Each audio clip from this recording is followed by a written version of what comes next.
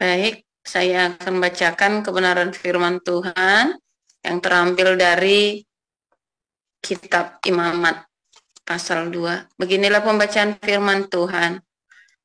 Apabila seseorang hendak mempersembahkan persembahan berupa korban sajian kepada Tuhan, hendaklah persembahannya itu tepung yang terbaik, dan ia harus menuangkan minyak serta membubuhkan kemenyan ke atasnya. Lalu korban itu harus dibawanya kepada anak-anak Harun, imam-imam itu.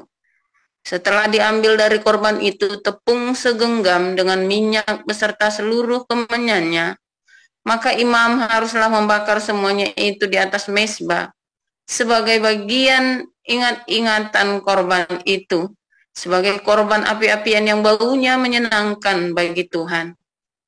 Korban sajian selebihnya adalah teruntuk bagi Harun dan anak-anaknya, yakni bagian maha kudus dari segala korban api-apian Tuhan. Apabila engkau hendak mempersembahkan persembahan berupa korban sajian dari apa yang dibakar di dalam pembakaran roti, haruslah itu dari tepung yang terbaik, berupa roti bundar yang tidak beragi, yang diolah dengan minyak, atau roti tipis yang tidak beragi yang diolesi dengan minyak.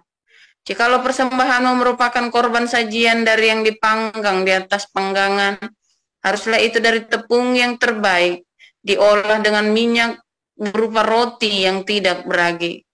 Korban itu harus dipotong-potong, lalu kau tuangkanlah minyak ke atasnya, itulah korban sajian. Jikalau persembahanmu merupakan korban sajian dari yang dimasak di dalam wajan, haruslah itu diolah dari tepung yang terbaik bersama-sama minyak. Maka korban sajian yang diolah menurut salah satu cara itu, haruslah kau persembahkan kepada Tuhan, yakni harus disampaikan kepada imam yang membawanya ke mezbah. Kemudian imam harus menghususkan dari korban sajian itu bagian ingat-ingatannya, lalu membakarnya di atas mezbah sebagai korban api-apian yang baunya menyenangkan bagi Tuhan. Korban sajian selebihnya adalah bagian Harun dan anak-anaknya, yakni bagian maha kudus dari segala korban api-apian Tuhan.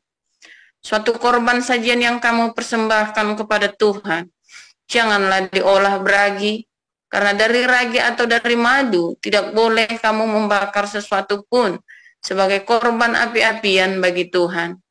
Tetapi sebagai persembahan dari hasil pertama, boleh kamu mempersembahkannya kepada Tuhan. Hanya janganlah dibawa ke atas mezbah, menjadi bau yang menyenangkan. Dan tiap-tiap persembahanmu yang berupa korban sajian, haruslah kau bubuhi garam. Janganlah kau lalaikan garam perjanjian Allahmu dari korban sajianmu. Beserta segala persembahanmu haruslah kau persembahkan garam.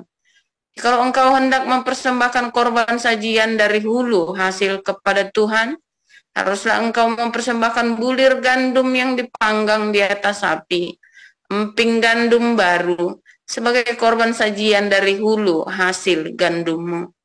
Haruslah kau bubuh minyak dan kau taruh kemenyan ke atasnya, itulah korban sajian.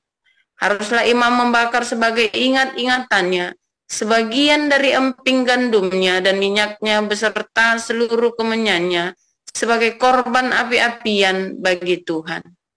Demikian. Ya, terima kasih Bu Sarma. Silakan Ibu Marjuni, Matius pasal 5 ayat 1 sampai 26. Baik, terima kasih Bu Cinta. Ketika Yesus melihat orang banyak itu, naiklah ia ke atas bukit, dan setelah ia duduk, datanglah murid-muridnya kepadanya. Maka Yesus pun mulai berbicara dan mengajar mereka. Katanya, "Berbahagialah orang yang miskin di hadapan Allah, karena merekalah yang empunya kerajaan sorga. Berbahagialah orang yang berduka cita, karena mereka akan dihibur.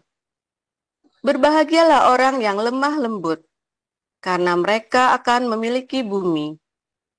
Berbahagialah orang yang lapar dan haus akan kebenaran, karena mereka akan dipuaskan. Berbahagialah orang yang murah hatinya, karena mereka akan beroleh kemurahan. Berbahagialah orang yang suci hatinya, karena mereka akan melihat Allah. Berbahagialah orang yang membawa damai, karena mereka akan disebut anak-anak Allah. Berbahagialah orang yang dianiaya oleh sebab kebenaran, karena merekalah yang empunya kerajaan sorga. Berbahagialah kamu, jika karena aku kamu dicela dan dianiaya, dan kepadamu difitnahkan segala yang jahat. Bersukacita dan bergembiralah, karena upahmu besar di sorga, sebab demikian juga telah dianiaya nabi-nabi yang sebelum kamu. Kamu adalah garam dunia. Jika garam itu menjadi tawar, dengan apakah ia diasinkan?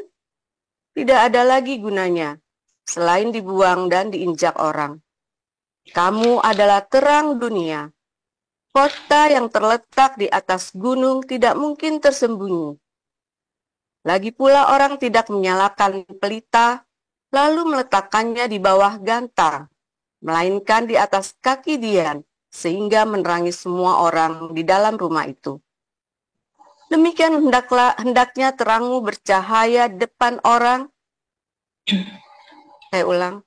Demikianlah hendaknya terangmu bercahaya di depan orang, supaya mereka melihat perbuatanmu yang baik dan memuliakan Bapamu yang di sorga. Janganlah kamu menyangka bahwa aku datang untuk meniadakan hukum Taurat atau kitab para nabi. Aku datang bukan untuk meniadakannya, melainkan untuk menggenapinya. Karena aku berkata kepadamu, sesungguhnya selama belum lenyap langit dan bumi ini, satu iota atau satu titik pun tidak akan ditiadakan dari hukum Taurat sebelum semuanya terjadi. Karena itu, siapa yang meniadakan salah satu perintah hukum Taurat sekalipun yang paling kecil dan mengajarkannya demikian kepada orang lain, ia akan menduduki tempat yang paling rendah di dalam kerajaan sorga. Tetapi siapa yang melakukan dan mengajarkan segala perintah-perintah hukum Taurat, ia akan menduduki tempat yang tinggi di dalam kerajaan sorga. Maka aku berkata kepadamu, jika hidup keagamaanmu tidak lebih benar daripada hidup keagamaan ahli-ahli Taurat dan orang-orang Farisi, sesungguhnya kamu tidak akan masuk ke dalam kerajaan sorga. Kamu telah mendengar yang difirmankan kepada nenek moyang kita. Jangan membunuh. Siapa yang membunuh harus dihukum. Tetapi aku berkata kepadamu, setiap orang yang marah terhadap saudaranya harus dihukum. Siapa yang berkata kepada saudaranya, kafir, harus dihadapkan ke mahkamah agama. Dan siapa yang berkata jahil, harus diserahkan ke dalam neraka yang menyala-nyala. Sebab itu, jika engkau mempersembahkan persembahanmu di atas mezbah dan engkau teringat akan sesuatu yang ada dalam hati saudaramu terhadap engkau, tinggalkanlah persembahanmu di depan mezbah itu dan pergilah berdamai dahulu dengan saudaramu. Lalu kembali untuk mempersembahkan persembahanmu itu. Segeralah berdamai dengan lawanmu selama engkau bersama-sama dengan dia di tengah jalan, supaya lawanmu itu jangan menyerahkan engkau kepada hakim, dan hakim itu menyerahkan engkau kepada pembantunya, dan engkau dilemparkan ke dalam penjara. Aku berkata kepadamu, sesungguhnya engkau tidak akan keluar dari sana sebelum engkau membayar hutangmu sampai lunas. Ya, terima kasih. Bu Marjuni, silakan Bu Elia. Kamu telah mendengar firman, jangan berzina. Tetapi aku berkata kepadamu, setiap orang yang memandang perempuan serta menginginkannya, sudah berzina dengan dia di dalam hatinya. Maka, jika matamu yang kanan menyesatkan engkau, cungkilah dan buanglah itu. Karena lebih baik bagimu jika satu dari anggota tubuhmu binasa, daripada tubuhmu dengan utuh dicampakkan ke dalam neraka. Dan jika tanganmu yang kanan menyesatkan engkau, penggalah dan buanglah itu. Karena lebih baik bagimu jika satu dari anggota tubuhmu binasa daripada tubuhmu dengan utuh masuk neraka. Telah difirmankan juga, siapa yang menceraikan istrinya harus memberi surat cerai kepadanya.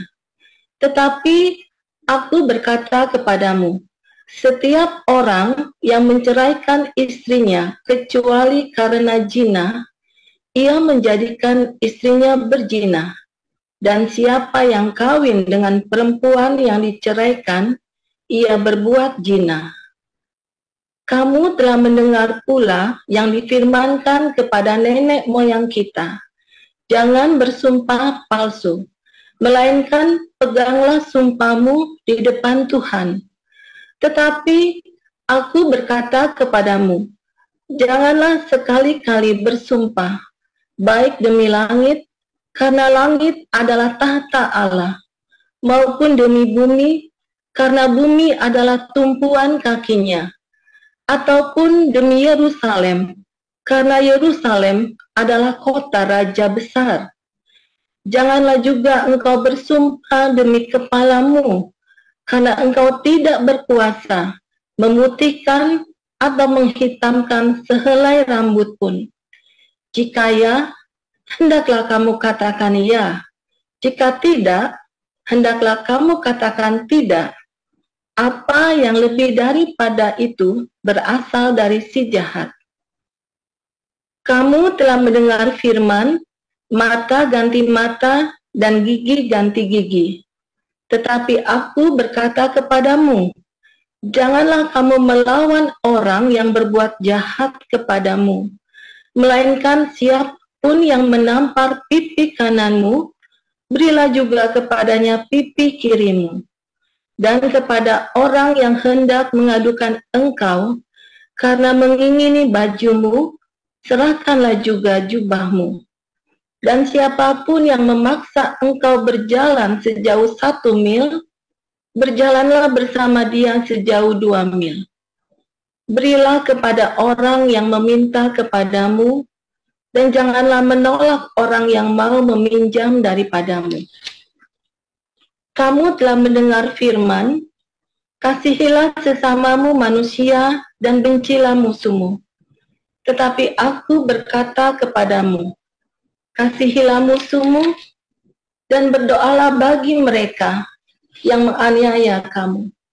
Karena dengan demikianlah kamu menjadi anak-anak Bapamu yang di surga, yang menerbitkan matahari bagi orang yang jahat dan orang yang baik, dan menurunkan hujan bagi orang benar dan orang yang tidak benar. Apabila kamu mengasihi orang yang mengasihi kamu, apakah upahmu? Bukankah pemungut cukai juga berbuat demikian? Dan apabila kamu hanya memberi salam kepada saudara-saudaramu saja, apakah lebihnya daripada perbuatan orang lain? Bukankah orang yang tidak mengenal Allah pun berbuat demikian? Karena itu, haruslah kamu sempurna, sama seperti Bapamu yang di surga adalah sempurna. Amin. Ya, terima kasih Ibu Elia Pandi. Kita akan mendengarkan renungan firman Tuhan yang berjudul Garam. Silakan Pastor Paul. Haleluya, saudara. Dari posisi enak.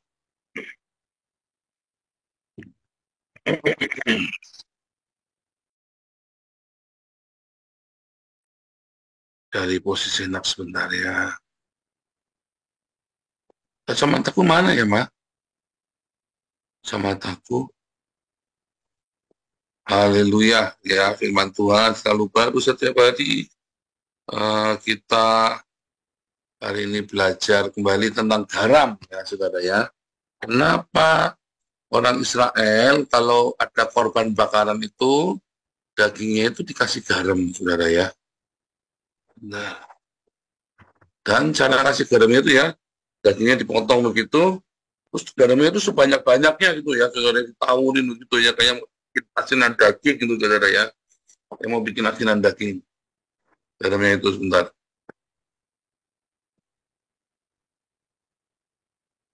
Kalau biasanya itu daging itu bagian atasnya gitu ya, semuanya banyak sekali gitu ya. Kenapa harus bikin daging? Baru dimasukin ke korban api itu ya, korban bakaran itu ya, jadikan korban bakaran. Mengapa demikian, saudara? Karena di setiap daging itu masih ada darahnya. Dan garam itu nanti akan mengeringkan, garam itu akan mengeringkan darah.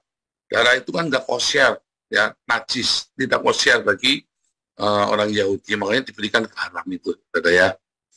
Nah, apa makna rohaninya tentang garam ini, saudara? Makna rohani dari garam ini adalah, Tuhan Yesus berkata ya, garam yang menggarami dunia ini. Dunia ini udah nggak kosher, dunia ini najis. Maka kita ini adalah garam yang menggarami dunia ini supaya dunia ini kosher. Nah, jadi bukan supaya kayak sayur biar asem, biar rasanya, bukan, saudara. Cuma dikit. Ya, saudara ya, kamu nggak mungkin sayur asemnya segini, ini sayur asemnya misalnya kasih mangkok, ini garamnya sebruk gitu, nggak mungkin. Kalau Anda ngaramin daging itu ya, ngaramin daging supaya itu tadi sudah siap.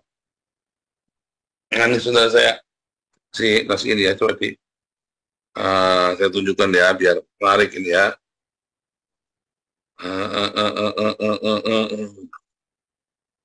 Saya bagus sekali ya, saudara ya, tentang garam ini ya. Saya ambil dari kampret ini. Saya share filmnya ya. Adios.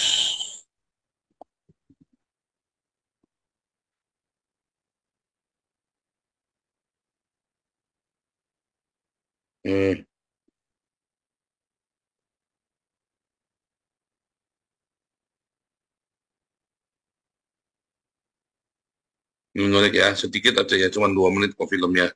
Kalau nggak nyampe kali, 1 menit kali. Cara nggak ada mie itu ya, supaya Anda bayang tuh ya. Caranya begitu tuh ya, kelihatan nggak tuh?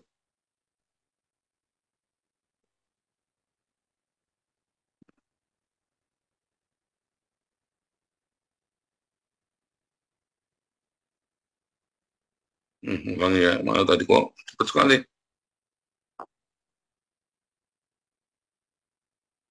Potong-potong ya. Kelihatan nggak, saudara, tuh cara nggak ada mie-nya tuh?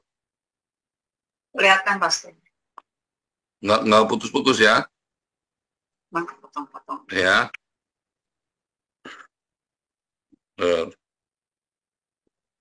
Lihat ya, tuh. Untuk cara nggak ada mie-nya itu.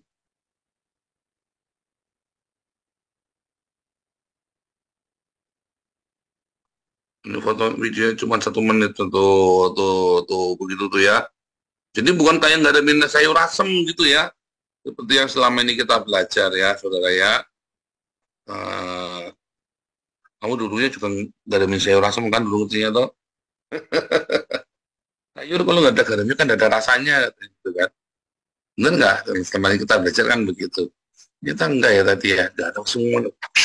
Dibalik garam lagi banyak-banyak, kayak mau bikin asinan daging, saudara ya. Yang mau bikin asinan daging.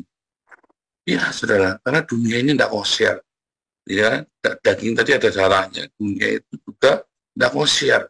Maka kita yang akan menggarami dunia ini supaya kosher. Makanya nggak bisa cuma 1-2 orang. Bisa, saudara. Sebanyak mungkin orang agar dunia ini bisa digarami. Makanya ketika Sodom dan Gomora mau dihancurkan itu, saudara, ya maka Abraham nanya, Tuhan, kalau ada 10 orang saja, Tuhan. Pertama 50 ya. 50, kemudian jadi 10, kemudian ternyata cuma Lot sendirian saja. Istrinya, anaknya aja udah nggak karuan, saudara ya. Makanya kita harus bersaksi, saudara. Kita harus memberitakan ini sebanyak mungkin supaya banyak orang sama-sama kita ya menjadi garam bagi dunia ini, bukan supaya garamnya asin, supaya dunia yang asin dan rasanya, bukan. Supaya dunia ini kosher, supaya dunia ini dikuduskan dengan kehadiran orang-orang ya orang-orang kudus Allah. Mengapa orang-orang kudus Allah ini mengkosyarkan? Karena orang-orang kudus Allah ini menghadirkan kerajaan Allah. Bagaimana cara menghadirkan kerajaan Allah? Dengan cara apa, saudara? Dengan cara hidup kita ini bersedekah setiap hari. Ya, ketika hidup kita penuh dengan sedekah, terus hidup kita dalam sedekah setiap hari dan beramai-ramai, maka saudara, dunia ini kan cepat dikosyarkan. Coba bayangin kalau seluruh Indonesia orang isinya suka bersedekah dengan benar ya, bukan ngasih duit, bukan ya, bukan ngasih duit, tetapi tidak ada orang miskin di antara mereka. Ya, makanya kita ada mau bikin program beasiswa, ya, beasiswa, bukan beasiswa bayarin anak sekolah, tetapi supaya anak-anak bisa berseragam. Kita setiap tahun sudah kasih sepatu, tas. Sekarang kita mau bikin supaya bagaimana bisa beli seragam, bisa beli alat tulis mereka semua ya, bisa beli yang dibutuhkan untuk sekolah. Ya, itu dari ada donatur, ada salah satu donatur. Yuk kita bikin begitu. Ya, nanti dia kasih ya sumbangan setiap bulan, tetapi berharap semua bisa terlibat. Bahkan akhirnya kita bisa ngasih beasiswa. Bahkan kalau perlu kita bisa nyekolahin orang, muliahin anak. Ya, jadi jangan sampai ada anakmu putus sekolah. Jangan sampai itu ya. Nah, kita doakan saja ya, itu yang sedang kita doakan ya dari dulu ya. Tiba-tiba orang ini kasih 25 juta sebulan, saudara ya. Di awal, saudara ya, buat kita memulai ya proyek kita ya, proyek beasiswa. Nah, nanti antara donatur dengan anak itu bisa kontak. Coba kalau ada di Indonesia itu ada ribuan orang seperti itu. Coba kalau semua gereja melakukan seperti itu, dunia kosyar, ya kan? Dunia kan diterapkan kosyar, makanya bilang digarami oleh perbuatan baik kita, disucikan. Semua yang najis itu aja hilang, saudara. Dengan apa? Dengan pengampunan, dengan sedekah, dengan perbuatan baik, dengan cinta kasih dari surga. Jadi bukan sayur asin, kasih garam sedikit, saudara ya. Ini semuanya digarami sebanyak mungkin orang. Ya, saudara ya. Kalau kita terus hidup kita bersaksi dan semakin banyak orang, maka terjadi Ulangan 15. Maka tidak ada orang miskin di tengah mereka. Kisah Rasul 4 ya. Maka tidak ada yang berkekurangan di antara mereka. Karena selalu ada yang menjual harta mereka dan membagi-bagikannya sesuai dengan kebutuhannya, keperluannya. Bukan yang mereka inginkan, Anda mau malak dunia, tidak boleh, saudara ya. Galak ini, jangan kita tenang. Bendara kita galak-galak, saudara ya. Bendara kita galak-galak, tenang. Jadi sesuai dengan keperluannya, bukannya kamu minta. Makanya ada survei, ada segala macam ya. Tetapi alangkah indahnya kalau sampai anak-anak kita jangan sampai ada yang tidak putus sekolah. Ya jangan sampai mereka pakai sepatunya mangap. Ya saudara ya, kita selalu berkati sehingga tidak ada yang berkekurangan di antara kita. Ya jangan sampai mereka mau sekolah nggak punya bukunya, nggak punya buku pelajarannya, dan banyak sekali yang bisa kita lakukan di komunitas ini, saudara, ketika kita saling berbagi satu sama lain, ya, dan berbahagialah mereka semua yang bisa memberi, bukannya minta-minta, tetapi kalau Anda membutuhkan pertolongan, ya, saatnya Anda sedang meminta, ya, terus berdoa sama Tuhan supaya suatu hari kamu yang memberi, bukan yang minta. Dan itulah garam dunia, kamulah garam dunia, bukan cuma sedikit tapi banyak.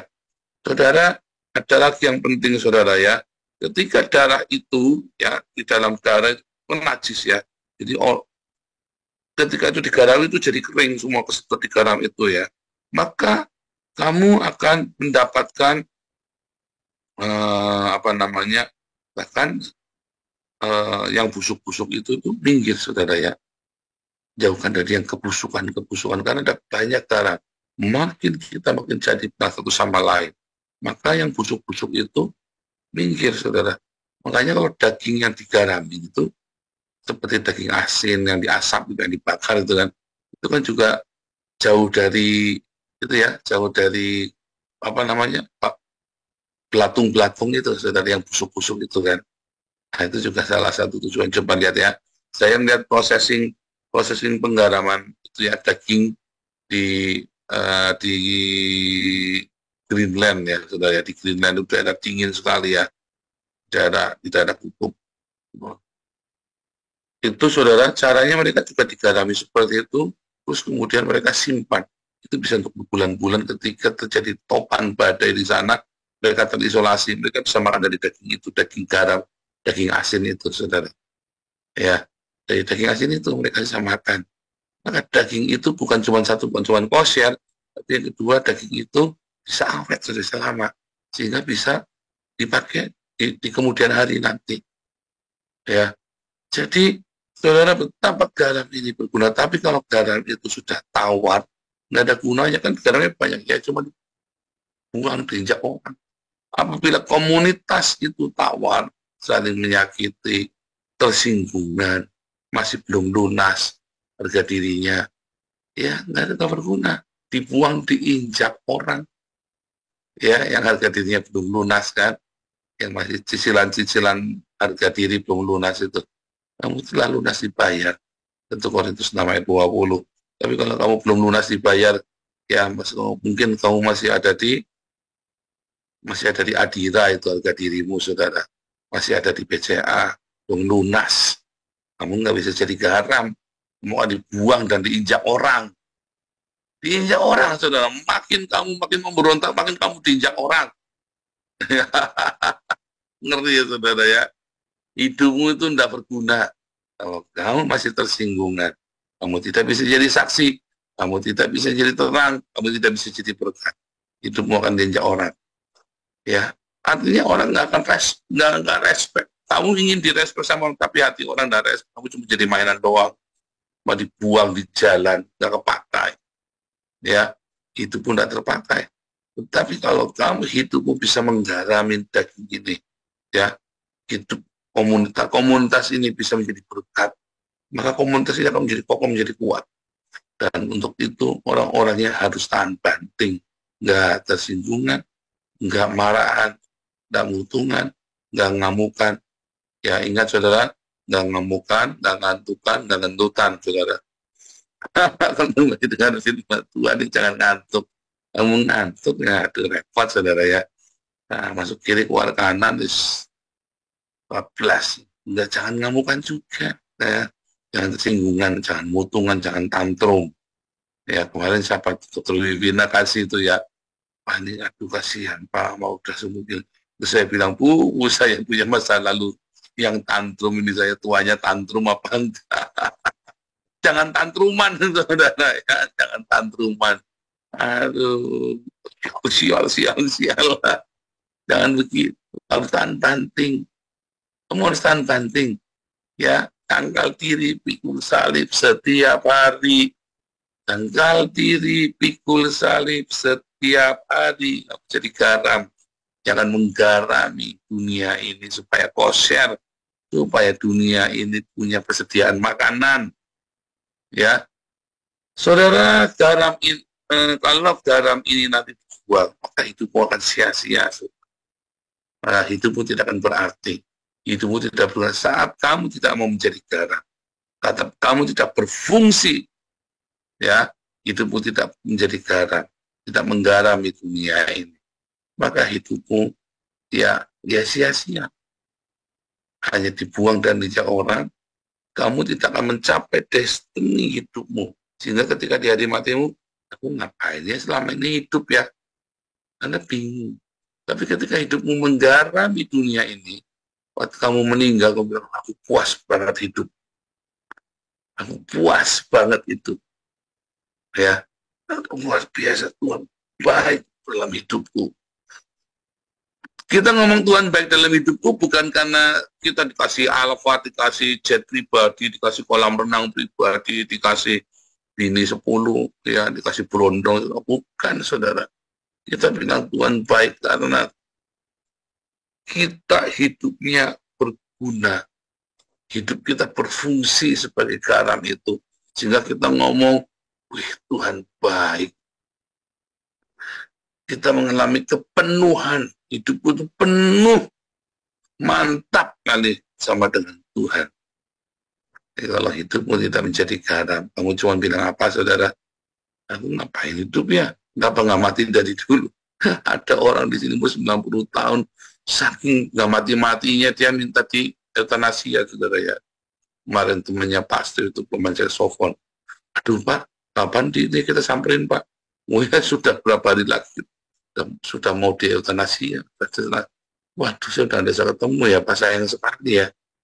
Nah itu saudara ya, kalau hidupmu tidak berguna bagi sesama, hidupmu cuman menjadi apa namanya egois, hidupmu hanya bagimu diri sendiri, untukku dan untukmu, untuk semuanya egois, harga dirimu masih kemahalan, ya kan, dan lunas harga dirimu, maka hidupmu akan dibuang dan akhirnya kamu akan kata apa? Capek ya hidup ya. Saya nggak takut mati, tapi saya senang, ya, saya senang. Dan kamu akan masuk dalam tanah Kanaanmu, saudara.